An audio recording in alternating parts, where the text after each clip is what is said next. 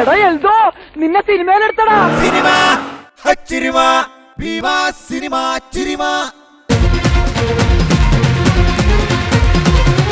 എല്ലാ പ്രേക്ഷകർക്കും ഭീമ സിനിമ ചിരുമയിലേക്ക് ഹൃദയം നിറഞ്ഞ സ്വാഗതം. ഭീമ സിനിമ ചിരുമ നിങ്ങൾക്കായി അവതരിപ്പിക്കുന്നത് ഭീമ കേരള, കർണാടക ആൻഡ് തമിഴ്നാട്.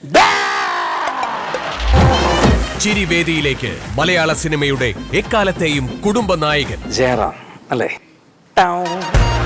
ആറിലിറങ്ങുമ്പോ ഫ്രണ്ടില് താലപ്പൊലിയായിട്ട് ഞാൻ അപ്പളേ പറഞ്ഞതില്ലേ ഈ വക തെണ്ടികളെ വിളിക്കരുത്.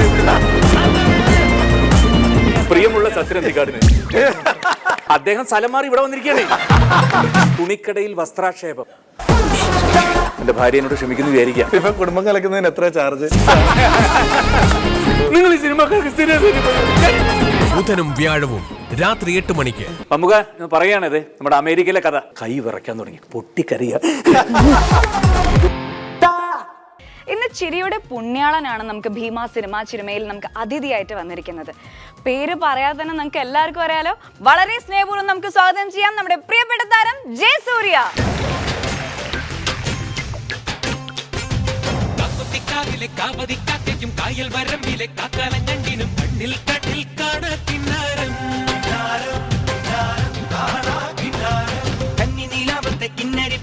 മഞ്ഞണിപ്പാടത്തെ മാടത്തട്ടയ്ക്കും തമ്മിൽ തമ്മിൽ കാണാ പുന്നാരം. ആറ്റുവക്കിലെ ചേറ്റുവഞ്ചിയിൽ കാത്തിരുന്നോളെ, കാറ്റു വന്നൊരു കഥ പറഞ്ഞതു കേട്ടു നിന്നോളെ. ആകാശം പ്രേമത്താൽ പൂത്താടുന്നേ, അതിലാദ്യത്തെ തേൻ തുള്ളി പേത്താണെന്നേ. എന്താണ് പെണ്ണേ നീ മിണ്ടാതെ നിൽക്കുന്നേ, എന്നാള് നിൻ കല്യാണം. കാവിലെ കാവതി കാട്ടിക്കും കായൽ വരമ്പിലെ കാക്കാലഞ്ഞണ്ടിനും കണ്ണിൽ കണ്ണിൽ കാണാ കിന്നാരം. കണ്ണിനിലാവത്ത് കിന്നരിപ്പുള്ളിനും മഞ്ഞണിപ്പാടത്തെ മാടത്തട്ടയ്ക്കും തമ്മിൽ തമ്മിൽ കാണാ കിന്നാരം. കാണാ കിന്നാരം, കാണാ കിന്നാരം, കിന്നാരം കിന്നാരം കിന്നാരം കാണാ കിന്നാരം. നിങ്ങളൊക്കെ എന്ത് രസമായിട്ട് കളിക്കണേ. ഇതൊക്കെ ഉണ്ടല്ലോ അല്ലെ? നിങ്ങളുടെ മാസ്റ്ററെ പ്രതീക്ഷോ? ഉഗ്രനായിട്ടുണ്ട്. നമ്മളൊക്കെ ഇതൊക്കെ മൂക്കൊണ്ട് ക്ഷാ വരച്ചു പോയതാണ് ഈ ഡാൻസ് ഒക്കെ വേണ്ടിയിട്ട്. ഗംഭീരമായിരുന്നു. Okay, thank you so much. എന്തായിരുന്നു അവരോട് കുശലം? അല്ലേക്കാ അല്ല, ഞാൻ പെട്ടെന്നേ റാഫിക്ക് ഡയറക്റ്റ് ചെയ്ത പടാ, റാഫി മേക്കാട്ടൻ ചതിക്കാത്ത ചന്തു. ഓഹ് എൻ്റെ ദൈവമേ, ഞാൻ പെട്ടെന്ന് ഡാൻസ് സീക്വൻസ് ആലോചിച്ച് പോയതാ. മാസ്റ്റർ ജയസൂര്യ നീ ഒന്നിലും കളിക്കാല്ലേ, ഞാൻ വണ്ടി പിടിച്ച് പോകുന്നൊക്കെ പറഞ്ഞു. ഭയങ്കര പ്രശ്നം. അല്ല, ബൃന്ദ മാസ്റ്റർ. സിനിമയിൽ വന്നതിന് ശേഷം ഡാൻസ് പഠിച്ചിട്ടില്ലേ? പഠിച്ചതല്ലേ, ഇങ്ങനെ അഡ്ജസ്റ്റ് ചെയ്ത് പോകുന്നതാണ്. അല്ല, പഠിക്കണം. കാരണം നമ്മൾ ഇപ്പോഴത്തെ തലമുറ, ഇപ്പം പണ്ട് നമുക്ക് ആദ്യത്തിലൊക്കെ ഡാൻസ് ചെയ്യുന്നത് സ്ത്രീകൾക്ക് അല്ലെങ്കിൽ സ്ത്രീ കഥാപാത്രങ്ങൾ മാത്രമായിരുന്നു. നമുക്ക് മലയാളം, അന്നും തമിഴിലെല്ലാവരും ഡാൻസ് ചെയ്യുമായിരുന്നു അത്യാവശ്യത്തിനൊക്കെ. ഈ ഡാൻസ് എന്ന് പറയുന്നത് നടന്റെ ഭാഗത്തുള്ള സംഭവം അല്ല എന്ന് വിചാരിച്ചിരുന്നതാണ്. ആ സമയത്ത് തമിഴിലൊക്കെ ഇപ്പോൾ ഹീറോസ് ഡാൻസ് അറിയില്ലെങ്കിൽ അതാണ് അല്ലേക്ക് ഏറ്റവും വലിയ പ്രശ്നം. അതാണ് കാരണം നമ്മൾ കമ്പയർ ചെയ്ത് പോകും അറിയാതെ. നമ്മൾ മറ്റേ ചാനലൊക്കെ കണ്ടിട്ട് പെട്ടെന്ന് ഇതിലേക്ക് വരുമ്പോഴത്തേക്കും ഞങ്ങളൊക്കെയാണല്ലേ കളിക്കുന്നത്. പക്ഷെ അത് തീർച്ചയായിട്ടും അത് ഇനി ഇമ്പ്രൂവ് ചെയ്യാനുണ്ട്. ഇപ്പോൾ നമുക്ക് ഇപ്പോൾ ഈ പടം ചതിക്കാത്ത ചന്തു അല്ലേ? ചതിക്കാത്ത ചന്തുവിൽ അന്ന് സഹസംവിധായകനായിരുന്നു എന്ന് എനിക്ക് അറിഞ്ഞുകൂടാ, ഷാഫി. അല്ല, ഷാഫി ഈ പറഞ്ഞതുപോലെ അസിസ്റ്റന്റ് അസോസിയേറ്റ് ഒന്നും ആയിരുന്നില്ല, പക്ഷെ ആ സിനിമയുടെ ഭാഗം തന്നെയാണല്ലോ റാഫിക്കയുടെ ബ്രദറായി. ഷാഫിയും ഒരു മിമിക്രി കലാകാരനാണ്. ഷാഫിയെ ഞാൻ ഈ വേദിയിലേക്ക് വിളിക്കുകയാണ്. ഡയറക്ടർ ഷാഫി. പക്ഷേ ഇക്ക അറിയാത്തൊരു രഹസ്യമുണ്ട്. ഞങ്ങള് ഒരുമിച്ച് പഠിച്ചതാട്ടോ. പിന്നെ എവിടെ? അല്ലല്ല, ഓൾ സയൻസ് കോളേജിൽ. ഓൾ സയൻസ് കോളേജിൽ ഞങ്ങൾ ഒരുമിച്ചിരുന്ന് പഠിച്ചതാണ്. പക്ഷേ നല്ല പ്രായമുണ്ട് ഈ സാധനത്തിന്. ഇതൊക്കെ സി സി അടച്ച് തീരാറായതാ. അല്ല, എൻ്റെ അടുത്ത് പലരും ചോദിക്കാറുണ്ട് ജയന്റെ കൂടെ പഠിച്ചാണോ, അപ്പൊ എന്താണ് പ്രായ വ്യത്യാസം ഉണ്ട്? അപ്പൊ ഞാൻ പറഞ്ഞു പ്രായ വ്യത്യാസം ഉണ്ട്, എന്നെക്കാളും കുറച്ചുകൂടി പ്രായം കൂടുതലുണ്ടാവില്ല. കൂടുതൽ. പക്ഷേ ജയൻ ചെറുതാണല്ലേ? ജയൻ പ്രായം കൊണ്ട് നിങ്ങൾ തമ്മിൽ വളരെ വളരെ വളരെ. ഷാഫി എനിക്ക് തോന്നുന്നു കുറച്ച് ഗ്യാപ്പ് കഴിഞ്ഞിട്ടാണ്. അവൻ 8-10 വർഷത്തിന് ശേഷമാണ് കോളേജിൽ വന്ന് ചേർന്നത് കേട്ടോ. അല്ലെ, സത്യം, തമാശ പറഞ്ഞല്ലേ? 8-9 വർഷം കഴിഞ്ഞിട്ടാണ് ഞാൻ വന്നത്. അന്ന് ജയനുണ്ട് അവിടെ പറയുന്ന പോലെ. അല്ല, ഞാൻ കൂടുതൽ അതിനെ കുറിച്ച് പറയുന്നില്ല. അല്ല പറയാൻ അല്ല ഞങ്ങൾ ഒരുമിച്ചായിരുന്നു. അപ്പോൾ ഇംഗ്ലീഷ് ക്ലാസ്സും കാര്യങ്ങളൊക്കെ നടന്നുകൊണ്ടിരിക്കുമ്പോൾ ഞാനൊക്കെ പഠിക്കാൻ ഒരു കുഴപ്പമായിരുന്നു. അപ്പോൾ ഇവൻ 8 വർഷത്തിനൊക്കെ ശേഷം ഭയങ്കര മൂത്തിട്ടാണല്ലോ വരണേ. അപ്പോൾ അവന് ഭയങ്കര ആഗ്രഹമുണ്ട് പഠിക്കാൻ വേണ്ടിയിട്ട്. അപ്പോൾ നമ്മളൊക്കെ അടുത്തിരുന്ന് ഒന്നും പറയാൻ വേണ്ടി എടോ ഒന്നും വേണ്ടായിരുന്നല്ലോ, ഞങ്ങളിവിടെ പഠിക്കാൻ വേണ്ടി വരണവരാ. അപ്പം നമ്മളൊക്കെ കുറച്ച് നാളായിട്ട് അവിടെ പ്രീ ഡിഗ്രി ഒക്കെ പഠിച്ചുകൊണ്ട് നീ പാടാപ്പാടും അവരോട് പഠിച്ചാൽ മതി. പക്ഷെ പിന്നീട് ഞാൻ എപ്പോഴും അറിഞ്ഞു റാഫി മെക്കാട്ടില്ല റാഫിയുടെ ബ്രദറാന്ന്. ഞാൻ അന്ന് കയറി പിടിച്ചു ഇവിടെ അറിയാ എന്തെങ്കിലും ഒരു ചാൻസ്. പക്ഷെ ഞാൻ അന്ന് നീ പറഞ്ഞതുപോലെ മാപ്പിളയുടെ ചാക്കോൻ്റെ പടം നടക്കുമ്പോഴത്തേക്കും നമ്മുടെ സത്യം ശിവസുന്ദരത്തിൻ്റെ ഷൂട്ടിംഗ് സമയത്തൊക്കെ ഞാൻ ഷാഫിൻ്റെ അടുത്ത് ചെല്ലുമായിരുന്നു. അപ്പോൾ ഷാഫി എൻ്റെ അടുത്ത് പറഞ്ഞൊരു കാര്യമുണ്ട്, എടാ നിന്നെ വെച്ച് ആരെങ്കിലും ഒരു പടം ഡയറക്റ്റ് ചെയ്താൽ സത്യമായിട്ടും നിന്നെ വെച്ച് ഞാൻ പടം ഡയറക്റ്റ് ചെയ്യും. ഞാൻ പറഞ്ഞു അല്ലാതെ നിനക്ക് എന്നെ വെച്ച് ഡയറക്റ്റ് ചെയ്യാൻ പറ്റില്ലടാ, എനിക്കും രക്ഷപ്പെടേണ്ടടാ. അപ്പോൾ പക്ഷെ അവൻ വാക്ക് വലിച്ചു. ഞാൻ ഊമ്പണ്ണിനൊക്കെ ശേഷം തീർച്ചയായിട്ടും പുലിവാൽ കല്യാണം എന്ന് പറയുന്ന വലിയൊരു എന്താ പറയുക എല്ലാവരും ചിരിപ്പിച്ചൊരു ചിത്രത്തിൻ്റെ വലിയൊരു ഭാഗമാകാനായിട്ട് എനിക്ക് സാധിച്ചു. അതാണ് സുഹൃത്ത് വാക്ക് പാലിച്ചുകൊണ്ടേയിരിക്കുന്നത്. അതിനുശേഷം ചോക്ലേറ്റ്സ് എന്ന് പറയുന്ന സിനിമ, അതുപോലെ തന്നെ ഇപ്പോൾ നമ്മുടെ 101 വെഡ്ഡിങ്സ്, ഇപ്പം ഞങ്ങൾ അടുത്ത വർഷം വേറൊരു പടം ചെയ്യാൻ വേണ്ടി പോണു. ഷാഫി അല്ല ആ സമയത്ത് ഏതാണ്ട് ഞങ്ങൾ ഒന്നിച്ച് തന്നെയാണ്. ഒരു വർഷം തന്നെയാണ് 2001 ഊമപ്പെണ്ണ്. ആ വർഷം തന്നെയാണ് വൺ മാൻ ഷോ. അതെ. അപ്പോൾ അത് കഴിഞ്ഞിട്ട് എനിക്കൊരു നല്ലൊരു ഗ്രാൻഡ് സക്സസ് കിട്ടുന്നത് കല്യാണരാമല്ല. അത് കഴിഞ്ഞ അടുത്ത പടം ജയനെ വെച്ചിട്ട് ഞാൻ വാക്ക് വലിച്ചു. ഒരു വലിയ പടം തന്നെ, ബിഗ് ക്യാൻവാസിലുള്ളൊരു പടം തന്നെ ചെയ്തു. എനിക്ക് പക്ഷെ ഇപ്പോഴും മനസ്സിലാവാത്ത കാര്യമുണ്ട്. അന്ന് ജയൻ ആ പടം കഴിഞ്ഞിട്ട് എന്നെ വിളിച്ചിട്ട് ഒരു കാര്യം പറഞ്ഞത്, പുലിവാൽ കല്യാണം കണ്ടിട്ടുണ്ടോ നിങ്ങൾ പലരും കണ്ടിട്ടുണ്ടാവും. ഫുൾ കോമഡിയാണല്ലോ ആ പടത്തിൽ, ഫുൾ തമാശ. ഇവരെന്നോട് പറയാ നമുക്ക് ഇനി നല്ലൊരു കോമഡി പടം ചെയ്യണോടാ. വേറൊന്നും കൊണ്ടല്ല, എന്റെ ക്യാരക്ടർ കൊടുക്കത്തെ സീരിയസ് കവി ഉദ്ദേശിച്ചത് അതാണ്. പക്ഷേ ബാക്കി എല്ലാവരും പൂണ്ട് വിളയാടിക്കൊണ്ടിരിക്കുക. നമുക്കൊന്നും ഉണ്ടായില്ല, ദാരിദ്ര്യവും കഷ്ടപ്പാടൊക്കെയാണ് നമുക്ക്. 5 ലക്ഷം കടം. ശരിയാണ്. കാരണം അതിനകത്ത് ഹ്യൂമർ കംപ്ലീറ്റ് സലീം കുമാറും അശോകേട്ടനും അനീഫ്ക്കയും അമ്പിളിച്ചേട്ടനും ഒക്കെ ഉണ്ട് അതിനകത്ത്. ഇവരൊന്നും ഒന്നും പറയാൻ പറ്റില്ലെന്ന്. അപ്പം കഥ കംപ്ലീറ്റ് അപ്പം തന്നെ ചാക്കോച്ചൻ്റെ പൃഥ്വിരാജിൻ്റെ ഒക്കെ കോള് വരും. എല്ലാവരും അപ്പം തന്നെ വിളിച്ചു പറയും BBC എന്ന് കേട്ടിട്ടുണ്ടാ. ഷാഫി എൻ്റെ സിസ്റ്ററിൻ്റെ മകനാണ്, അതറിയാവോ? എല്ലാം തികഞ്ഞ ആളൊന്നും അല്ല ഇക്ക. അല്ല കുഴപ്പക്കാരനാണ്. അത് പറയുമ്പോഴേ ഞാൻ ഓർത്തത്, പണ്ട് ഒരു ദിവസം എന്തോ ഒരു സ്ഥലത്ത് വെച്ചിട്ട് ഞാനിങ്ങനെ പറഞ്ഞു ഒരു വെയിറ്റ് കിട്ടാൻ വേണ്ടി ഞാൻ ജയസൂര്യയുടെ കൂടെ പഠിച്ചാന്ന് പറഞ്ഞു. അപ്പോൾ ഒരാൾ പറഞ്ഞു നിനക്ക് അങ്ങനെ തന്നെ വേണമെന്ന്. എന്ന് പറയുന്ന പോലെ ജയസൂര്യ പഠിക്കുമ്പോഴും മിമിക്രി ഒക്കെ ആയിരുന്നു അന്ന്. പഠിക്കുമ്പോൾ മിമിക്രി ഉണ്ടായിരുന്നു. അന്ന് അവിടെ എന്ത് കലാപരിപാടി വന്നാലും അതിൻ്റെ ഏറ്റവും മുമ്പിൽ ഉണ്ടാവും. എൻ്റെ പ്രശ്നം എന്ന് വെച്ച് കഴിഞ്ഞാൽ അന്ന് ഈ സംസാരിച്ചോണ്ടേയിരിക്കും, നിർത്തൂല. പക്ഷെ ഇവനായിരുന്നു സൈലന്റ്, അതുകൊണ്ട് കംപ്ലീറ്റ് പെമ്പിള്ളേർ ഇവന്റെ പുറകിലായിരുന്നു. നമ്മള് ഇന്ന് കല്യാണത്തിന്റെ ആൽബം എടുത്ത് നോക്കിക്കോ. അതായത് കല്യാണം ഇവന്റെ എന്താ പറയുക അനൗൺസ് ചെയ്തപ്പോൾ തന്നെ പല പെമ്പിള്ളേരും ആത്മഹത്യക്ക് മുതിരുന്നു. ഭയങ്കര പ്രശ്നം. കാരണം എല്ലാം ഈ പറഞ്ഞതുപോലെ പുള്ളി എന്താ പറയുക അത്യാവശ്യം നല്ലൊരു എന്താ പറയുക കൃഷ്ണനായിരുന്നു. അല്ല അത് പറയാതിരിക്കാൻ വയ്യ. പിന്നെ അതുപോലെ തന്നെ കല്യാണത്തിൻ്റെ ആൽബം എടുത്ത് നോക്കി ഒറ്റ പെമ്പിള്ളേരില്ലല്ലോ. കേരളത്തിൽ പ്രേമിക്കാത്ത ഒരേ ഒരു പെണ്ണേ ഉണ്ടായിരുന്നുള്ളൂ. അതല്ലടാ ഇപ്പം നിന്റെ ഭാര്യ. അന്ന് അവിടെ ഈ ആ സമയത്ത് കോളേജിൽ നിന്ന് ഒരു എക്സ്കർഷൻ പ്ലാൻ ചെയ്തു അന്ന് എല്ലാവരും കൂടി. അന്ന് അവിടുത്തെ പെൺകുട്ടികൾ ഒരു ഗ്രൂപ്പായിട്ട് പോയിട്ട് പ്രിൻസിപ്പളിനോട് പറഞ്ഞു ജയനുണ്ടെങ്കിൽ ഞങ്ങൾ അപ്പൊ മനസ്സിലാക്കാമല്ലോ ഈ ആരായിരുന്നു കൃഷ്ണൻ. എടാ കുരയ്ക്കുന്ന പട്ടി കടിക്കില്ലടാ. അപ്പോൾ ഈ കല്യാണത്തിന്റെ കാര്യം പറഞ്ഞപ്പോഴാണ് സലീം കുമാർ ഇവിടെ എഴുതിയിട്ടുണ്ടായിരുന്നു ജയസൂര്യയുടെ. ജയസൂര്യ സ്വർണ്ണത്തിന്റെ ചെറിയ പരിപാടി. ജയന്റെ കല്യാണം ഇപ്പൊ ഇതാണ് നമ്മൾ നേരത്തെ പറഞ്ഞ ചതിക്കാത്ത ചന്തുവിന്റെ ആ സമയത്തായിരുന്നു കല്യാണം. അപ്പോൾ ഇവർ പരമ്പരാഗതമായിട്ട് സ്വർണ്ണപ്പണിയായിട്ട് അല്ലേ, സ്വർണ്ണപ്പണിയായിട്ടുള്ള. അപ്പോൾ ഇവൻ്റെ കല്യാണം കഴിയുമ്പോൾ ഇവർ താമസിക്കുന്ന ഒരു ഫ്ലാറ്റിലാണ്. ഇവൻ്റെ കല്യാണം കഴിഞ്ഞ് അന്ന് രാത്രി ഫ്ലാറ്റിൻ്റെ താഴത്തെ നിലയിലുള്ള ആരും ഇറങ്ങിയിട്ടില്ല എന്ന് പറയുന്നത്. ചൊല്ലി ഇവൻ ഈ സ്വർണം മുഴുവൻ അരച്ചു പോയിക്കൊണ്ടിരിക്കുകയാണ്. അതുകൊണ്ട് 2 മാല കണ്ടുപിടിക്കാൻ പറ്റി സ്വർണ്ണമല്ല.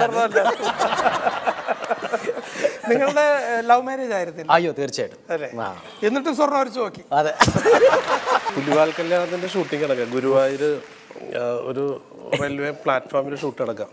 അപ്പം ജയൻ ഇങ്ങനെ ഫോണുമായിട്ട് ഈ ഇത് വെച്ചിട്ട് ഇങ്ങനെ സംസാരം. അവസാനം ഒരു മണി അന്ന് നമുക്ക് നേരെ വെളുക്കുന്നവരെയാണ് ഉദിക്കുന്നതുകൊണ്ടാണ് നമ്മൾ നിർത്തുന്നത്. നൈറ്റ് ഷൂട്ടാ. അപ്പോൾ രാത്രി 2 മണിയൊക്കെ ആയപ്പോൾ ജയനോട് ഞാൻ പറഞ്ഞു, നീ പോയി കിടന്നുറങ്ങിക്കും, പിന്നെ ഒരു 5 മണിയൊക്കെ ആകുമ്പോൾ വന്നാൽ മതി എന്ന് പറഞ്ഞിട്ട് ഞങ്ങൾ നോക്കുമ്പോൾ ഇവൻ ആ ഫോൺ വെച്ചിട്ട് ഞങ്ങൾ 5 മണിക്ക് വിളിക്കുമ്പോൾ ഫോൺ കട്ട് ചെയ്തില്ല. അപ്പോഴും 2 മിനിറ്റ് ലേറ്റായിട്ട് വന്നത്. അവർ കല്യാണം കഴിഞ്ഞാൽ ഒന്നും സംസാരിക്കാനുണ്ടാവില്ല. അല്ല അതുകൊണ്ടിപ്പോ വൈഫ് വിളിച്ചു കഴിഞ്ഞാൽ പച്ചോടി ഷോട്ടില്ല ഒന്നും പറയല്ല. ഇപ്പൊ ഈ ചോക്ലേറ്റിന്റെ ഇപ്പൊ ഈ പറഞ്ഞ പടത്തിന്റെ സെറ്റിലൊക്കെ വൈഫ് വിളിച്ചു കഴിഞ്ഞാൽ ഒരു 10 സെക്കൻഡ് പോലും ഇല്ല. പക്ഷെ ഞാൻ 10 സെക്കൻഡെങ്കിലും എടുക്കും. ഇപ്പൊ ഫോണേ എടുക്കാറില്ല ഭാര്യ. ഒരിക്കൽ ഇവൻ 3 മിനിറ്റ് സംസാരിച്ചു വൈഫിനോട്. അപ്പോൾ വൈഫ് പെട്ടെന്ന് ഫോൺ കട്ട് ചെയ്ത്. കാരണം അവർക്ക് ഡൗട്ടായി ജയൻ തന്നെയാണോ എന്ന്. നമ്മൾ കണ്ടിരിക്കുന്ന വെച്ചാൽ കല്യാണത്തിന് മുമ്പ് ഇവൻ എൻ്റെ സിനിമയിൽ അഭിനയിച്ചിട്ടുണ്ട്, കല്യാണത്തിന് ശേഷം അഭിനയിച്ചിട്ടുണ്ട്. കല്യാണത്തിന് മുമ്പ് ഒരു ഗ്യാപ്പ് കിട്ടിക്കഴിഞ്ഞാൽ മണിക്കൂറുകളോളാണ് സംസാരം. കല്യാണത്തിന് ശേഷം ഞങ്ങളൊക്കെ പറയണം ഒരു മിനിറ്റെങ്കിലും ഒന്ന് സംസാരിക്കുക. വിളിച്ചു കഴിഞ്ഞാൽ ആ ശരി ശരി. അതെന്താണ് അത് ശരിക്കും എല്ലാവരും ഇക്കത് വിശ്വസിച്ചാ എന്തൊരു മഹാഭാഗ്യം. അടുത്ത് വളരെ സൈലന്റ് ആയിട്ട് അങ്ങനെയല്ല, ഇപ്പോഴും മണിക്കൂറുകളോളൊന്നും ഇല്ല എങ്കിലും മിനിറ്റുകളോളം സംസാരിക്കും. വൈഫ് പഠിക്കായിരുന്നു ആ സമയത്ത്? അവള് ബയോടെക്നോളജി റാങ്ക് ഹോൾഡർ ഒക്കെയാ. ആണല്ലേ? ഇപ്പൊ മനസ്സിലായില്ല, ഒരുപാട് ബുദ്ധി ഉണ്ടായിട്ട് കാര്യമൊന്നുമില്ല, അബദ്ധം പറ്റും.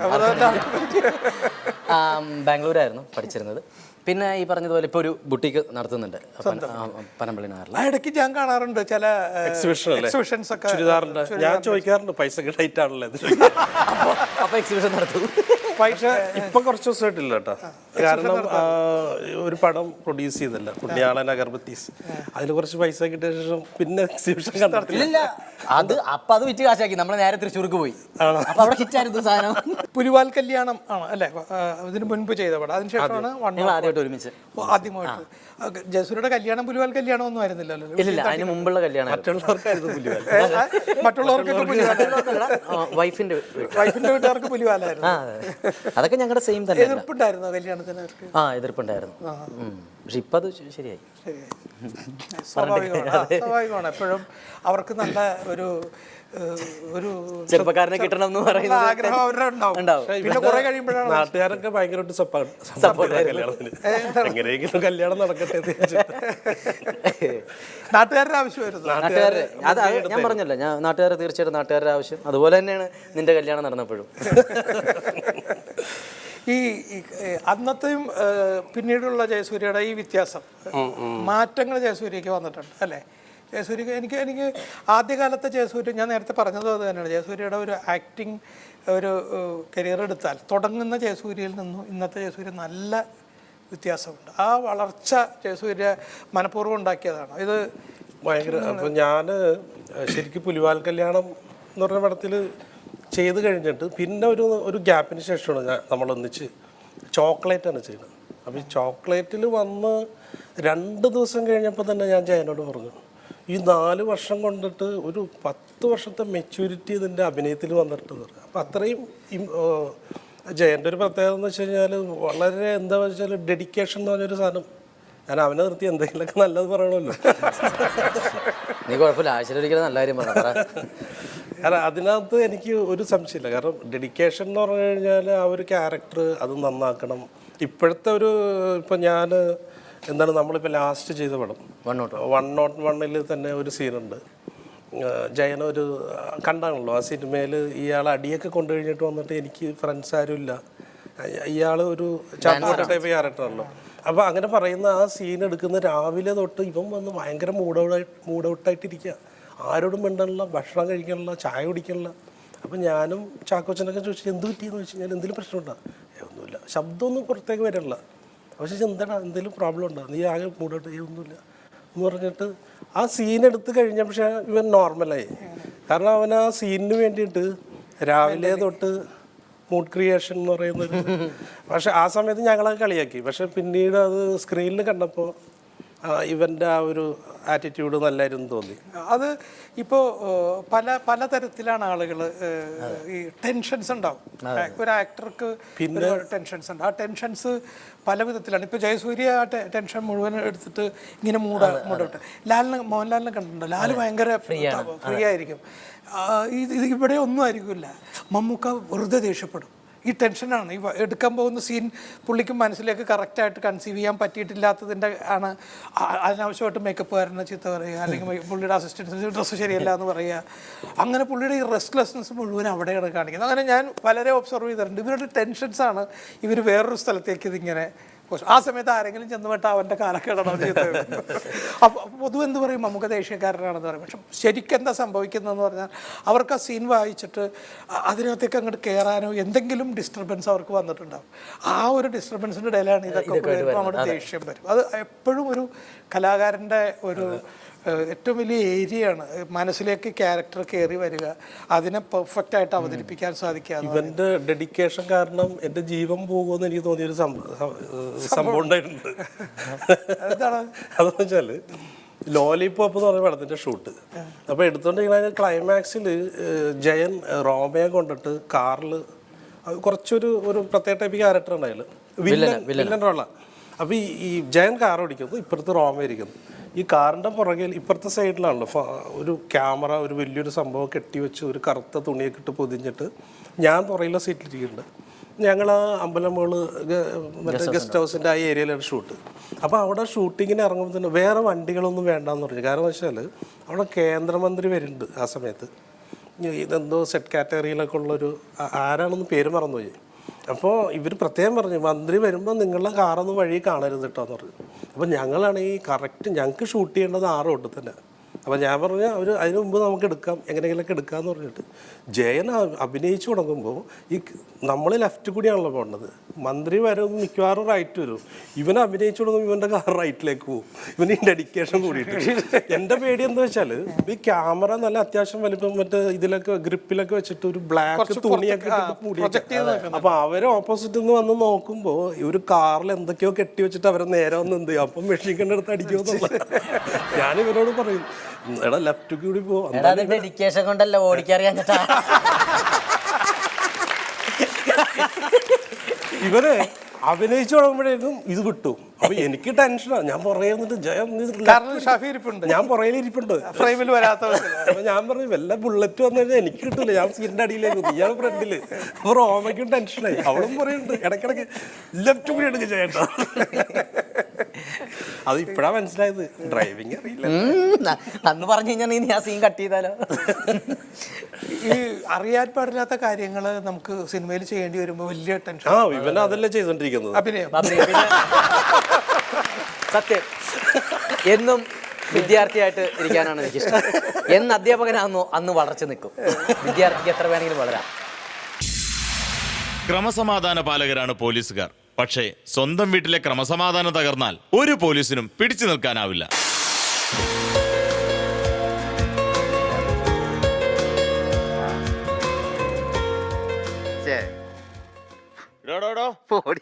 കൊറേ നേരം ആയല്ലേ വിളിക്കാൻ തുടങ്ങിട്ട്. എസ് ഐ വന്ന് കണ്ടു കഴിഞ്ഞാണ്ടല്ല നല്ല ഇടിവെച്ച് തരും. ഭയങ്കര ചൂടിനാ എസ് ഐ. ഞങ്ങളെ പോലെ ഒന്നും അല്ല, പെട്ടെന്ന് വിളിച്ച് തീർക്കാൻ നോക്ക്. വെറുതെ കണ്ട് വിളിക്കാൻ സമ്മതിച്ചപ്പോ ഇത് ആരെയാണ് ഇനിയും വേണം വിളിക്കണത്? ഭാര്യയാണ്. ഭാര്യമാരോടൊക്കെ ഇത്ര അധികം നേരം സംസാരിക്കുമോ? എന്റെ ഭാര്യയല്ല, വേറൊരാളുടെ ഭാര്യയായിട്ടാണ്. അത് ശരി. അതെ അതെ. ഹലോ, എന്നെ കൂടെ ഒന്ന് പരിചയപ്പെടുത്ത്.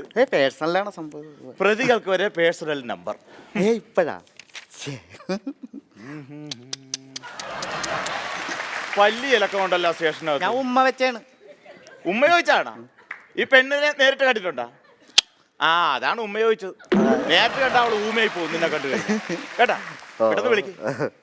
ഹലോ ഹലോ, കട്ടായ. എന്റെ ഭാര്യനെ ഒന്ന് വിളിക്കട്ടെ.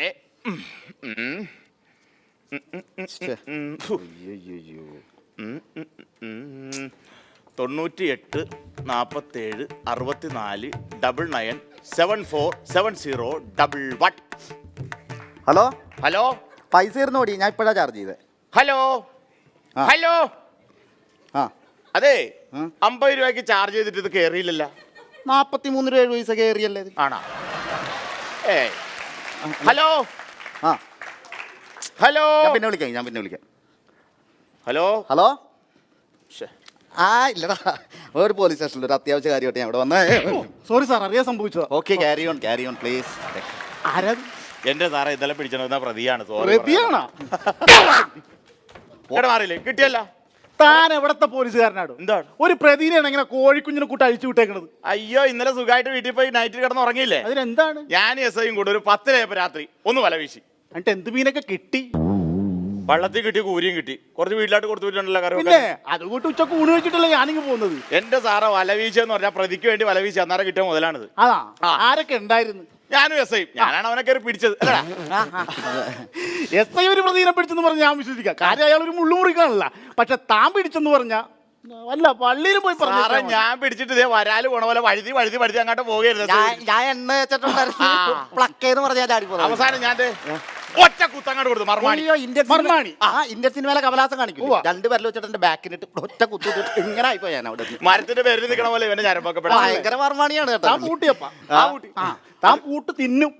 എടാ എന്റെ അത്ര മർമാണി വിദ്യ തനിക്കറിയാമോ? ഞാനൊരു പൂട്ടിയാനെ കേസ് കിട്ടി. ഓയ്യോ ഞരമ്പൊക്കെ മുറുകിട്ട് ഇങ്ങനെ ആയിപ്പോയി. പൂട്ടി ആണല്ലേ? ഞാൻ ഒരു കാര്യം ചോദിച്ചോട്ടെ, ഞാനൊരു പൂട്ട് തന്നെ പൂട്ടാ. എന്നെ അഴിക്കാൻ പറ്റുമോ?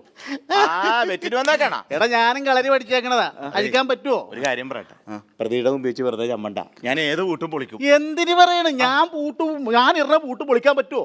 സിമ്പിൾ ആയിട്ട് പൊളിക്കും. സിമ്പിൾ ആയിട്ട് ആണോ? ഫേസ് ടു ഫേസ് കാണാം. ഓക്കെ, ഫേസ് ടു ഫേസ് ഒന്ന് പൂട്ടിക്കോ. എടാ ശ്രദ്ധിച്ചോണം കേട്ടോ. പൂട്ടിക്കോ സാറ്, പൂട്ടിക്കോ. എങ്ങനെ വേണേലും പൂട്ടിക്കോ.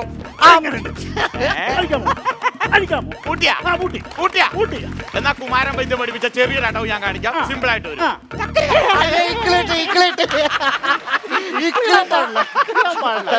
സാമ്പിളല്ലേ കാണിച്ചത്?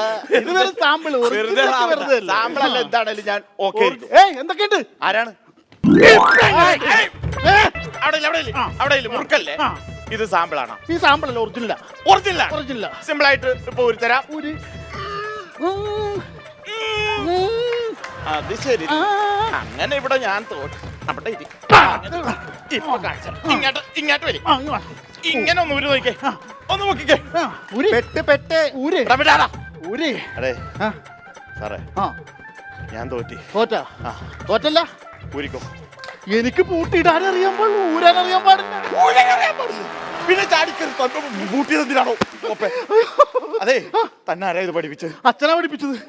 അച്ഛന് ഇത് ഊരാൻ അറിയാം. അച്ഛന് പൂട്ടൂരാൻ അറിയാം. എന്നാ പെട്ടെന്ന് അങ്ങനെ വിളിക്കും. അയ്യോ അച്ഛൻ 5 വർഷം മുമ്പ് മരിച്ചുപോയി. അപ്പൊ പിന്നെ വീട്ടിൽ വേറെ ആർക്കറിയാം? പിന്നെ വല്യച്ഛനറിയാം, അച്ഛന്റെ ചേട്ടന്. വല്യച്ഛനറിയാവോ? എന്നാ വല്യച്ഛനെ വിളിക്കേ. അത് നടക്കില്ല. എന്താണ്? വല്യച്ഛൻ തളർന്നു കിടക്കിയേ. എന്ത് പറ്റി? അച്ഛനും വല്യച്ഛനും കൂടി പണ്ട് ഇത് കൂട്ടൊന്ന് പൂട്ടിക്കളിച്ചതാ. അച്ഛൻ സ്പോട്ടിൽ തട്ടിപ്പോവുകയും ചെയ്ത് വല്യച്ഛൻ നടുവിടുന്ന് കിടപ്പാകുകയും ചെയ്ത്. ഇനിയിപ്പോ ആരാ ചത്തുവന്നേ ഇതിൽ? രണ്ടേമാരിങ്ങനെ കിടക്കുമ്പോ ഇങ്ങനെയാണ് നിൽക്കണോ? ഒന്ന് രക്ഷിക്കണം. പിടിച്ചേ ഇങ്ങടായൊന്ന് ഇങ്ങോട്ട്. പുള്ളിയല്ല പൂട്ടിയെ, ഇങ്ങോട്ടൊന്നായി നോക്കി. ഒന്ന് എണ്ണീറ്റേ, രണ്ടുപേരും ഒന്ന് എണ്ണീറ്റേ. ഒന്ന് പിടിക്കടാ.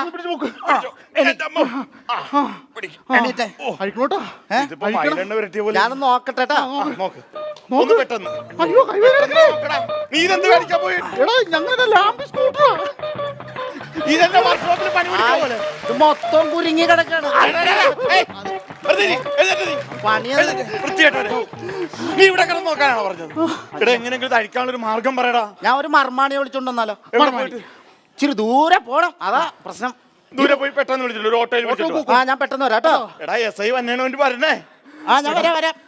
സാറേ എന്ത് ചെയ്യും സാറേ? അതെ എസ് ഐ അറിയാലോ, പ്രതിനെ കിട്ടിയില്ലെങ്കിൽ നമ്മളെ തല്ലും. എനിക്ക് ചൂടാണെന്നുള്ള കാര്യം അറിയാലോ. അതെ സാറേ, വേറൊരു കാര്യമുണ്ട്. ഇന്ന് ശമ്പളം കിട്ടണാണ്. അതെ, ഒപ്പിട്ട് കൊടുത്തില്ലെങ്കിൽ കാശ് കയ്യിൽ കിട്ടൂല മോനെ. ഞാൻ ഈ കൈ കൊണ്ട് ഒപ്പിട്ട് കൊടുക്കും മോനെ. എടാ ഭയങ്കര പൂട്ട് അറിയാമായിരുന്നല്ലേ? എന്റെ പൊന്നു സാറേ, കാശ് കിട്ടുന്ന കാര്യം പറഞ്ഞ് നമ്മൾ പോലീസുകാർ ഏത് പൂട്ടും അഴിക്കല്ലേ? അതൊരു കാര്യം ചെയ്യാം, അതൊക്കെ അവിടെ നിൽക്കട്ടാ. ഞാനെ തൊപ്പിയെടുത്ത് വെച്ചേ. നമുക്കേ ശമ്പളത്തിന്റെ കാര്യം നീക്കുപോക്ക് ഉണ്ടാക്കാം. അപ്പൊ നമുക്ക് ആദ്യം അത് ഒപ്പിട്ട് കൊടുക്കാം. വാ വാ വാ. സാറേ ഞാനൊന്ന് പറഞ്ഞോട്ടെ സാറേ. നീ സ്ത്രീകളെ നീ എന്താടാ മനസ്സിലാക്കിയേക്കണത്? സ്ത്രീ ജോലിയാണ്, സ്ത്രീ പെങ്ങളാണ്, സ്ത്രീ അമ്മയാണ്. ഈ സ്ത്രീ തന്നെയല്ല സാറേ അമ്മായിയമ്മ. സ്ത്രീ അമ്മായിയമ്മയാണ്. കേരള സെല്ലിക്കാര ഇന്ന് നിന്നെ ഞാൻ ഇടിച്ചാൻ ചവിട്ടി കൂട്ടോടെ വിട്ടിട്ട് ഇവിടെ ആരുമില്ലേ? എന്തിനാ ഇവിടുത്തെ എവിടെ പോയി കിടക്കണു? ഞങ്ങൾ അപ്പുറത്തുണ്ടായിരുന്നു. പിടികിട്ടാ പുള്ളിയാണ് ഒരു പീഡന കേസിലെ പ്രതി. ഇവിടെ നമുക്ക് ഉച്ചക്ക് കോടതിയിൽ ഹാജരാക്കാം. അപ്പൊ ഇന്നലെ നമ്മൾ ഒരു പ്രതിനെ പിടിച്ചില്ലേ നൈറ്റില്, അവനെ കൊണ്ടോ? അവരെ കൊണ്ടുവന്നല്ലോ, കൊണ്ടുവരണല്ലോ, നമുക്ക് കൊണ്ടുപോകാം. പ്രതിനെ വിളിക്കാൻ പറഞ്ഞിട്ട് നിങ്ങൾ അതെ, ചെറിയൊരു കുഴപ്പമുണ്ട് സാറേ. എന്ത് കുഴപ്പം? ഉപദ്രവിക്കരുത്. അതായത് ഈ നമ്മള് പോലീസ് കലാമേള വരികയാണല്ലോ, അതിനൊരു ഐറ്റം ഞങ്ങൾ കലാമേള പ്രതിയും തമ്മിൽ എന്താണ് ബന്ധം? അല്ല, നമുക്ക് ഒന്നാം സ്ഥാനം വേണ്ടി ദാസൻ സാർ ഒരു ഐറ്റം പ്രാക്ടീസ് ചെയ്തു. പാട്ട്. അപ്പൊ ഞങ്ങളുടെ കൈ പിണഞ്ഞു പോയി. അപ്പൊ ഒരു മർമാണി വൈദ്യനെ വിളിക്കാൻ വേണ്ടി അയാളെ പ്രതിനെ വൈദ്യനെ വിളിക്കാൻ വേണ്ടി ആ പ്രതിനെ ഞങ്ങൾ പറഞ്ഞു വിട്ട്. പ്രതിനെ അഴിച്ചു വിട്ടു. അല്ല, അവനിപ്പോ വരുമല്ലോ. ഇവിടെ തന്നെ കാരണം പോലീസിലെടുത്തത്. സാറിനെ എടുത്ത ആള് തന്നെ. മണ്ടന്മാരാണ്, എല്ലാവരും മണ്ടന്മാരാണ്. നിന്നൊക്കെ എന്താ ചെയ്യേണ്ടെന്ന് അറിയുമോ? പ്രതിനെ അഴിച്ചു വിട്ടിട്ട് രണ്ടും കൂടി നിൽക്കണ്ട. രണ്ടിന്റെ തൊപ്പ് തെറിക്ക് വേഗം പോയി പ്രതിനെ പിടിച്ചോണ്ട് പാടോ. അമ്മായിയമ്മ വരെ ആയിട്ടുള്ളൂ, നിനക്ക് വെച്ചിട്ടുണ്ട്. കുറച്ചും കൂടി ഞാൻ ആലോചിക്കട്ടെ. ഇനിയുണ്ട് സ്ത്രീയുടെ പര്യായങ്ങളൊക്കെ ആലോചിച്ച് കിട്ടുമ്പോ ഞാൻ റെഡിയാക്കി. വരുന്ന വഴി അളിയൻ വന്നില്ലേ? പിന്നെ അങ്ങനെ നമ്മുടെ വീട്ടിലുണ്ട്. ആണാ? അതെന്താ നീ ഇങ്ങോട്ട് പോകുന്നത്? താക്കോല് മേടിക്കാൻ. വീട് പൂട്ടിയിട്ടൊക്കെ അല്ലേ? അപ്പൊ നിനക്കൊന്ന് ഫോൺ ചെയ്ത് പറഞ്ഞപ്പോ ഞാൻ കൊണ്ടു തരില്ലേത്. ഫോൺ അങ്ങേര് തരണ്ടേ ചേട്ടാ? ആണാ? അല്ല, നിങ്ങളെന്താ പെട്ടെന്ന് ഒരു വിസിറ്റ്? അല്ല, ചേട്ടനപ്പൊ ന്യൂസ് ഒന്നും കാണാറില്ലേ? ഇല്ല. കുട്ടനാട്ടില് മഴ പെയ്ത് ആകെ വെള്ളപ്പൊക്കം ചേട്ടാ. അതുകൊണ്ട് 2 ആഴ്ച ഞങ്ങൾ ഇവിടെ നിക്കാൻ വേണ്ടി. 2 ആഴ്ചയല്ല, നീ ഒരു മാസം ഇവിടെ ഉണ്ടോ? എനിക്ക് യാതൊരു കുഴപ്പമില്ല കേട്ടാ. എന്താ താക്കോലുമായിട്ട് നീ വേഗം ചെല്ലി. അയ്യോ, താക്കോല് മാത്രം തന്നാ പോരാ, ചേട്ടനും വരണം. എന്താണ്? ചേട്ടൻ വന്ന് വാതിൽ തുറന്നു കൊടുത്താലേ അങ്ങേരെ അകത്ത് കയറും. അളിയന്റെ ഈഗോ ഇപ്പോഴും തീർന്നിട്ടില്ല, എന്നോടുള്ള വിരോധം. എടി, ഈ കഷ്ടപ്പാടിന്റെ ബുദ്ധിമുട്ടിന്റെ വല്ല കാര്യമുണ്ടോ നിനക്ക്? എന്റെ സുഹൃത്തെ, നിങ്ങളൊന്ന് കേൾക്കണം. ഇങ്ങോട്ട് വന്നേ. എന്താ സാറേ? ഇവക്ക് ഞാൻ എത്ര കല്യാണാലോചനകൾ കൊണ്ടുവന്നു അറിയാം. മണി പോലുള്ള പയ്യന്മാര്. പക്ഷെ ഇവക്ക് പിടിച്ചില്ല. ഇവളുടെ പ്രേമം തലക്കടിച്ച് കയറിയൊക്കെയല്ലേ. ഒരാളെ നമ്മൾ ഇഷ്ടപ്പെടണമെങ്കിൽ അയാളെ കാണാനൊരു സൗന്ദര്യം വേണം, അല്ലെങ്കിൽ നല്ലൊരു ജോലി വേണം, അല്ലെങ്കിൽ നല്ലൊരു സ്വഭാവം വേണം. പിന്നെ ഇത് ഏതാണ്ട് ഒരു കാട്ടുമാക്കാന്റെ പുറകെ ഇവള് ഒളിച്ചോടിപ്പോയത് പ്രേമം മുത്തിട്ട്. അല്ലേലും ചില പെണ്ണുങ്ങൾ അങ്ങനെ സാറേ. എല്ലാരും കൂടി എന്നെ കരയിപ്പിക്കും. ഇങ്ങനെ കരയല്ലേ, ടെൻഷൻ ആവല്ലേ. നീ കരഞ്ഞു കഴിഞ്ഞാൽ എനിക്ക് പിടിച്ചു നിൽക്കാൻ പറ്റൂല. അതാണ് എന്റെ കുഴപ്പം, ഏറ്റവും വലിയ വീക്ക്നെസ് അതാണ്. നീ ഇങ്ങനെ കരയല്ലേ. എടി, നമ്മുടെ അച്ഛനും അമ്മയും മരിച്ചതിന് ശേഷം നിന്നെ ഞാൻ എന്റെ കൈവെള്ളയിലിട്ട് പെങ്ങളായിട്ടല്ല, സ്വന്തം മോളായിട്ടാണ് പൊന്നുപോലെ വളർത്തിയത്. നിനക്ക് വേണ്ടി ഞാനിപ്പോഴും പെണ്ണ് കെട്ടാൻ നിൽക്കണത്, മനസ്സിലായ? നിന്നെയാണ് ആ ക്രൂരനായിട്ട് ഇങ്ങനെയൊക്കെ കാണിക്കണത്. അവനായിട്ടല്ല, എന്റെ സ്വഭാവം അറിയില്ല. ഇടിച്ചാണ് അവന്റെ പരിപ്പിയാനെടുക്കും ഞാൻ. പക്ഷെ നിന്നെ മക്കളെ ഓർത്തിട്ടാണ്. വേട്ടെ കളിക്കട 3 പേരായിട്ട് കളിക്കാൻ ഒരു സുഖം ഉണ്ടാവില്ല അല്ലേ?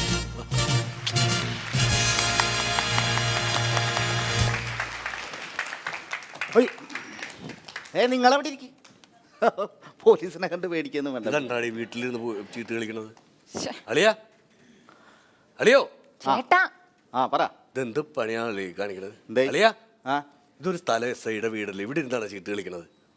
അതൊക്കെ മോശമല്ലേ? 4 ആൾ കണ്ടു വന്നു കഴിഞ്ഞാൽ അത് ഭയങ്കര മോശമല്ലേ? അത് ആണോ? അളിയൻ കാണിക്കണ വളരെ മോശമല്ലേ? ഞാൻ എന്ത് കാണിക്കണേ? ഗുലാം പരിച്ച് 3 പേരെ കൊണ്ട് കളിക്കാൻ പറ്റുമോ? 4 പേര് വേണ്ട.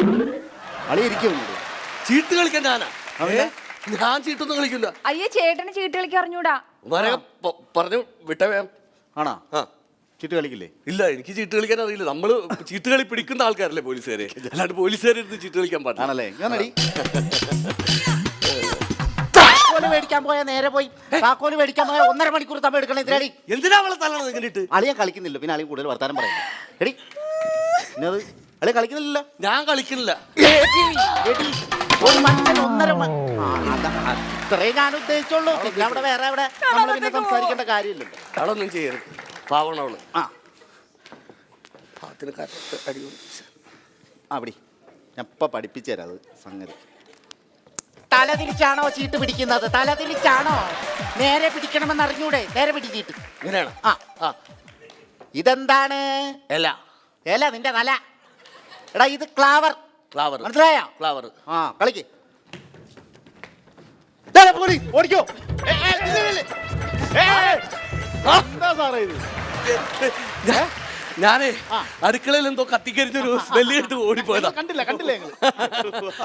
പോട്ടെ. എന്തായി, പ്രതിനെ പിടിച്ചാ? അയ്യോ, അവനൊരു മരമണ്ടനാ. അവൻ പോയിട്ട് ആ മർമാണി വൈദ്യനെ കൊണ്ട് നേരെ സ്റ്റേഷനിൽ വന്നു. വൈദ്യനെ അവനെ ഒറ്റ ലോക്കപ്പിലിട്ടിട്ടാണ് ഞങ്ങൾ ഇങ്ങോട്ട് വന്നേക്കാം. അതാണോ വൈദ്യനെ ലോക്കപ്പിലിട്ട്? ഈ ദാസൻ സാർ ഇടക്കൊരു പൂട്ടുകൂട്ടി അഴിക്കാൻ ഒരാൾ വേണ്ടേ? അപ്പൊ ഇതൊരു കളിയാക്കി എടുക്കാനുള്ള പരിപാടിയാണ്. എന്റെ സ്റ്റേഷൻ ലീവാക പരിപാടികളൊന്നും ഞാൻ സമ്മതിക്കില്ല. ആരാണ് ഇടാന്ന് വിളിക്കുന്നത്?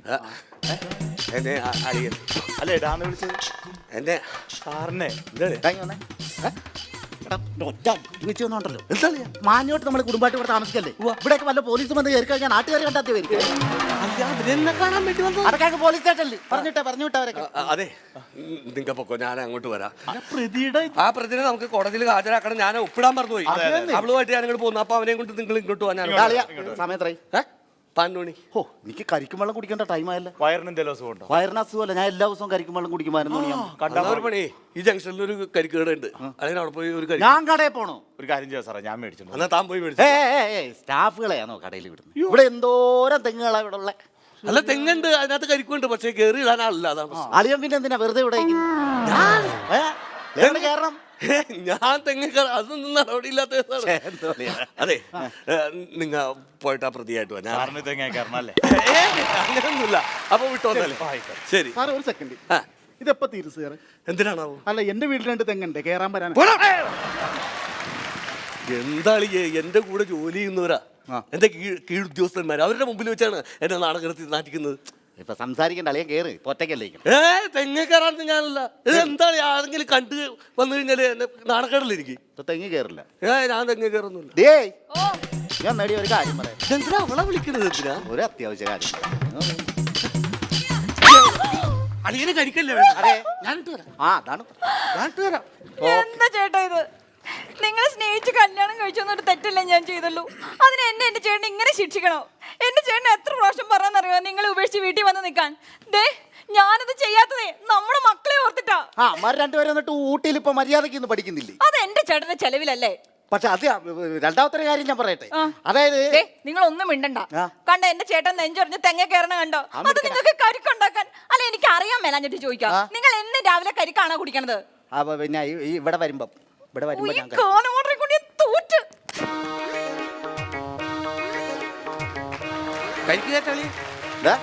കരിക്ക് കുടിക്കാൻ ആദ്യം എന്തോ ഒരു മ്ലേച്ഛമായൊരു വാക്ക് ഇപ്പൊ പറഞ്ഞു. അല്ല സ്ട്രോ ഇട്ടിട്ടുണ്ട്, കരിക്ക് കുടിച്ചോളാൻ പറഞ്ഞു. അല്ല ആദ്യം എന്തോ വൃത്തിയായിട്ട് എന്തോ ഒരു വാക്ക്. ഇല്ല കരിക്ക് കുടിക്കാനേ പറഞ്ഞോളൂ. ഇതെന്താണ് തലയൊക്കെ ഇങ്ങനെ? തെങ്ങിന്റെ മുകളിൽ ഒരു കാക്ക കൂടെ ഉണ്ടായിരുന്നു, കാക്ക റാഞ്ചിതാ. ആണോ? കുഴപ്പമൊന്നുമില്ല. ഇനി എന്തെങ്കിലും വേണോവോ? എന്തായാലും അങ്ങനെയൊക്കെ ചോദിക്കുന്നു. അല്ല എന്റെ പെങ്ങൾക്ക് പരിക്ക് പറ്റാതിരിക്കാൻ വേണ്ടി എത്ര കരിക്കിടാനും ഞാൻ തയ്യാറാണ്, അതുകൊണ്ട് പറഞ്ഞതാ. എന്തെങ്കിലും അത്യാവശ്യം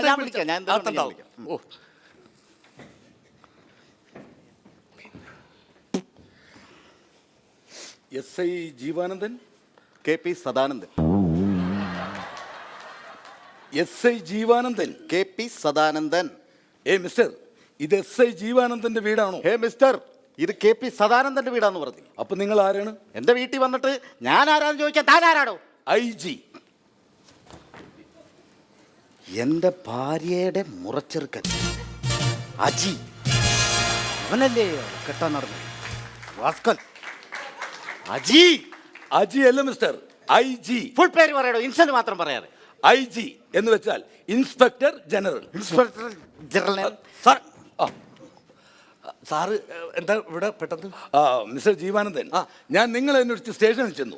അപ്പൊ നിങ്ങൾ ഇങ്ങോട്ട് പോകുന്നെന്ന് പറഞ്ഞു. എനിക്ക് നിങ്ങളെ അത്യാവശ്യമായിട്ടൊന്ന് കാണേണ്ട കാര്യം ഉണ്ടായിരുന്നു. അതെല്ലേ? മിസ്റ്റർ ജീവാനന്ദൻ, കാര്യങ്ങളൊക്കെ എങ്ങനെ പോകുന്നു? കാര്യങ്ങളൊക്കെ അളിയൻ സദാനന്ദൻ ഉള്ള കാര്യം ജീവാനന്ദന്റെ ജീവിതം നല്ല പരമാനന്ദമായിട്ട് അങ്ങോട്ട് പോകുന്നു. Very good. ഒന്ന് എഴുന്നേക്കളിയാ, IG വന്നേക്കണേ, പുള്ളിനൊന്ന് എടുത്ത്. ഗുണാന്നല്ല, എന്റെ ചീഫാണ്, പുള്ളിക്കൊന്ന് ഇരിക്കാൻ സീറ്റ് കൊടുക്കുക, നമ്മളൊന്ന് ബഹുമാനിക്കണ്ടേ പ്ലീസ്. കസേര കൊടുക്കണം. എക്സ്ക്യൂസ് മീ സാറേ,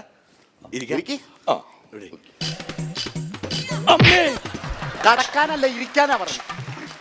പിന്നെ എന്തൊക്കെയുണ്ട് വിശേഷം? സുഖമാണോ? ഒരു സീനിയർ ഓഫീസിന്റെ മുമ്പിൽ നീ നിൽക്കുകയാണ്. ഇനി കാര്യങ്ങളൊക്കെ സംസാരിക്കും. സാറെന്താ ഒരു മുന്നറിയിപ്പും കൂടാതെ? എന്താ മുന്നറിയിപ്പായിട്ട് വരെ ഇതെന്താ ചുഴലിക്കാറ്റ്?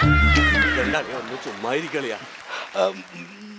ഞാൻ ഒരു ഹാപ്പി ന്യൂസുമായിട്ടാ വന്നത്. തന്റെ അച്ഛൻ ചത്ത. എന്താണ് ഈ പറഞ്ഞത്? ഒരു IG-യോടാണോ ചോദിക്കുന്നത് അച്ഛൻ ചത്താന്ന്? അമ്മയാണോ സാറേ ചത്തത്? എടോ അതല്ല, ഞാൻ തന്റെ ജോലിയുടെ പ്രമോഷനെ കുറിച്ച് സംസാരിക്കാനാണ് ഇവിടെ വന്നത്. എനിക്ക് പ്രമോഷനോ? നമുക്ക് ഇരുന്ന് സംസാരിക്കാം സാറേ. ഇനി ഇതിന്റെ താഴത്തേക്ക് എവിടെ പോയിരിക്കാൻ? ഇതിന്റെ താഴെ ഒരുപാട് താഴെ ചെന്ന് പാതാളത്തിൽ ഇരുന്നൊക്കെ സംസാരിക്കാം. ചെന്ന് കയറിക്കൊടു. ആരാടോ ഇത്? നമ്മുടെ അളിയനാ പറ്റിപ്പോയി. ഇയാളെനിക്ക് തീരെ പിടിക്കണില്ലേട്ടാ. എനിക്കറിയാം. തന്റെ പ്രമോഷന്റെ കാര്യത്തെ കുറിച്ച് സംസാരിക്കാനാണ് ഞാൻ ഇവിടെ വന്നെങ്കിലും ഇനി തനിക്ക് പ്രമോഷൻ വേണോ വേണ്ടേ എന്ന് ഇനി എനിക്കൊന്ന് ആലോചിക്കണം. സാറേ ഞാനൊന്ന് പറയട്ടെ. താനിനി ഒന്നും പറയണ്ട. നിന്നെ എപ്പോഴെങ്കിലും എവിടെയെങ്കിലും വെച്ച് എന്റെ കൈ കിട്ടും, അന്നേരം കാണിച്ചു തരാടാ യൂസ്ലെസ്. അളിയാ, അളിയാ, ഒന്നും ചെയ്യരുത്, മാറിക്കണു. എന്താ അളിയനാണ്? കാല് പിടിക്കാൻ, എന്താ അളിയനാണ്? ഒന്നും ചെയ്യരുത്. തന്റെ അളിയനായതിന്റെ പേരിൽ ഞാൻ ക്ഷമിക്കണം. നിന്നെ ഞാൻ useless. കുടുംബത്തിൽ നിന്ന് ഇറങ്ങിപ്പോടാ പന്നി. എടി ആ ഏച്ചി പറഞ്ഞിട്ട് പോയത് കേട്ടാ. എന്താ എന്നെങ്കിലും അയാളുടെ കയ്യിൽ കിട്ടിയാൽ തന്നെ ഇടിച്ചു കൂട്ടുമെന്ന്. എന്നാ ഇടിച്ചു കൂട്ടുവോ? ഇടിച്ചു കൂട്ടുമെന്ന്. ഇടിച്ചു കൂട്ടും. കൂട്ടും. ഇടിച്ചു കൂട്ടുമല്ലോ. കൂട്ടിയിരിക്കും. ഇടിച്ചു കൂട്ടട്ടെ, ഇടിച്ചു കൂട്ടട്ടെ. എടി ഇവിടെ ഇടിച്ചു കൂട്ടണേ. അളിയാ, എന്റെ മകളെ തല്ലരുത്, ഒന്നും ചെയ്യരുത്. അയ്യോ, ഞാൻ ഐറ്റിനോട് പറയാ, എന്ത് വേണേലും പരിഹാരം ഉണ്ടാക്കാം. ഒന്ന് പറയാ എന്റെ മകളെ. നിന്നെയല്ല അപ്പൊ അവരിട്ട് തല്ലണത്? അല്ല, പിന്നെന്താ അവിടെ ബഹളം കേൾക്കണത്? എന്തത്? ഇതെന്തത്? എന്ത് പറ്റി അളിയാ? അടുക്കള ചെന്നപ്പോ സ്റ്റെപ്പ് തെറ്റി. അങ്ങനെ തന്നെ വേണം.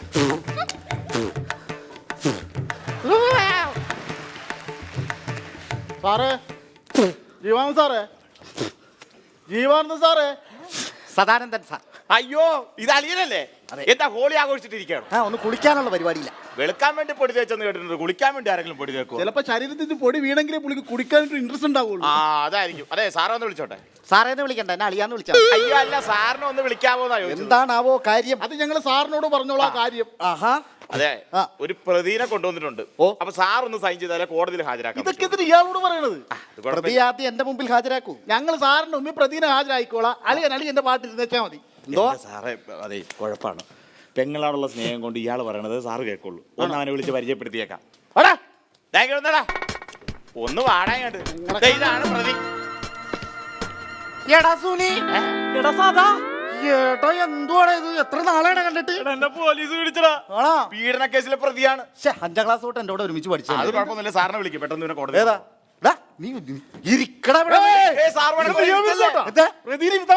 എന്റെ കുടുംബത്തിൽ വന്ന് കയറിയവനെ ഇരുത്തണം വേണ്ടെന്നുള്ള ഞാൻ തീരുമാനിക്കും. അവിടെ എന്റെ അളിയ, ഇത് പീഡന കേസിലെ പ്രതിയാണ്. അവനെ ഇങ്ങനെ സൽക്കരിക്കേണ്ട കാര്യമില്ല. ഞാൻ പോടും.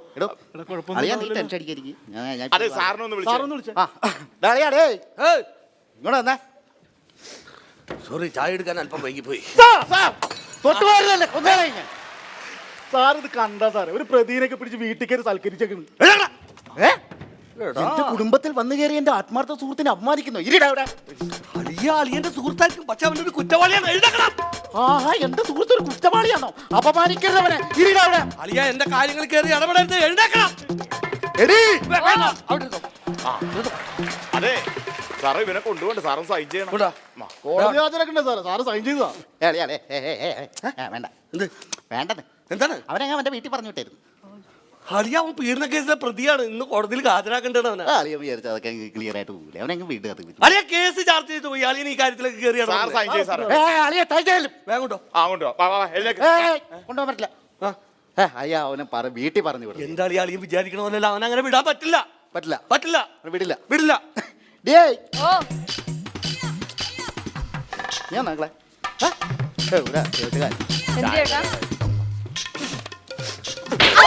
അവളടിക്കരുത്, അവളടിക്കരുത്. എന്നാ അവനെ പറഞ്ഞു വിടെ വീട്ടിൽ. അവനെ വിടാൻ പറ്റൂല.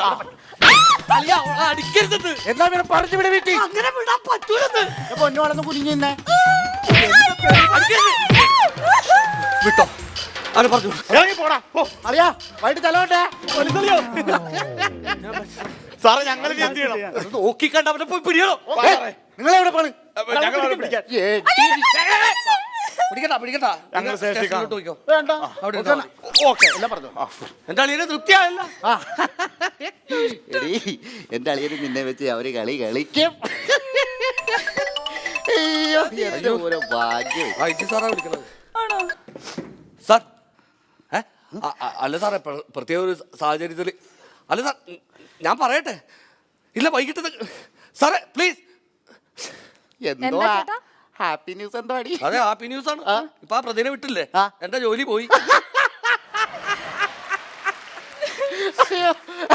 ഞാൻ എന്തായാലും ഹാപ്പിയായി. ഇനി എന്റെ എല്ലാ കാര്യങ്ങളും അളിയൻ ഈ വീട്ടിൽ നിന്ന് നോക്കുമല്ലോ. അളിയ, ഒരു കരിക്കടത്തി കൊണ്ടുവന്നേ. അതിനെന്താ അളിയാ? ചേട്ടൻ ഈ അടി നേരത്തെ കൊടുത്തിരുന്നെങ്കിൽ ഇങ്ങനെ എന്നെ നന്നായേനെ. ഈ അടി നിന്റെ കല്യാണത്തിന് മുമ്പ് ഞാൻ തന്നിരുന്നെങ്കിലേ ഈ വൃത്തിയിട്ടവന് നീ കെട്ടോരുന്നാടി. പോയി ചായ എടുത്തോണ്ട് പോവാ. ഹോർലിക്സ് ഇട്ടോണ്ട് വരട്ടെ.